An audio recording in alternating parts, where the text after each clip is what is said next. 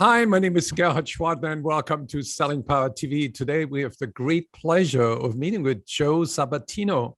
He's a professional actor, a coach, a screenwriter, and movie producer. Welcome, Joe. Hey, Gerhard, how are you? So how do you create that seamless shift from one state to another? How do you get yourself in that fluid state of mind? That's a great question. And it all comes down to relaxation, because a lot of times, whether you're an improv actor, whether you're a comedian, whether you're a dramatic actor, or a salesperson, or a presenter, if our brain is going 1,000 miles an hour, we can't think. But if we have the ability to relax inside, what then happens is everything slows down. So when everything slows down, we can think clearer. And it's that we know as performers that whatever you feel inside radiates outwardly. So if you're relaxed inside, you know that you can think clearer, and whoever you're speaking to will feel that relaxed energy. So that's such a great question. Everybody says, how do you do that? How do you just riff? How do you, when you're on stage and a heckler you're doing a comedy act and a heckler starts heckling you? Well, the thing is, with the performer, we've been here 1,000 times. So what we have to do is make ourselves sound excited, because inside we're, ooh, okay? So then the real trick is, and this comes to conditioning, we need to condition ourselves to relax inside. And we talked about intent, or emotional intent.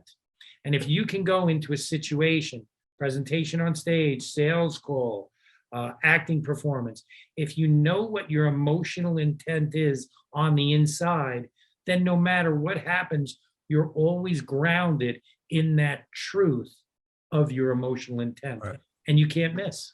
So what you want to realize is that your emotional stability, it's almost like planting your feet on the ground in a way that it gives you a solid base to navigate all the changes that are happening in a split second. 100%. And it also gives you the freedom to relax in the quiet. Whereas we say, as actors or comedians, it allows us to challenge the silence and to challenge that quote unquote pause.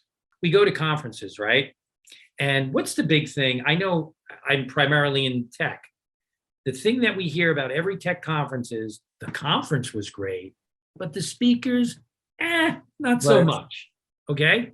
Now that's because everybody is so hyper-focused on their material that they don't relax and power down and allow the audience to see them for who they are.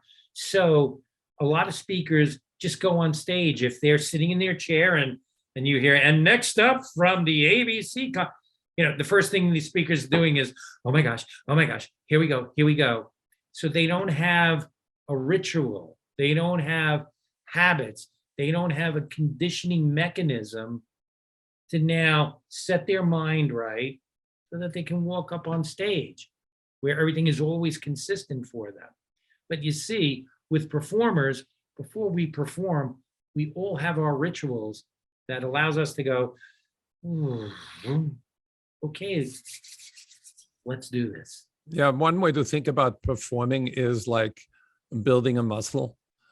And if the muscle is atrophied, you're going to have a hard time on stage. You're absolutely correct. And I call it the confidence muscle. With performers and with dynamic presenters, the confidence muscle is work. And here's the thing, especially in show business and even in selling and presenting, if you walk in anywhere with confidence, people feel it. Your presentation just rolls that much easier. And here's the thing. When you have confidence and you can build that muscle, then when you're going to share your presentation, it becomes fun. I look at it this way as a performer. There's two personas that dwell inside of us. We have one which is called Frankie Fear. And Frankie Fear is the persona of, oh, I hope they like me. Oh, I hope I don't forget anything. Oh, I hope, this really resonates with the audience. I hope. And then we have the other persona, which is Frankie Fearless. And he comes on stage sort of like this.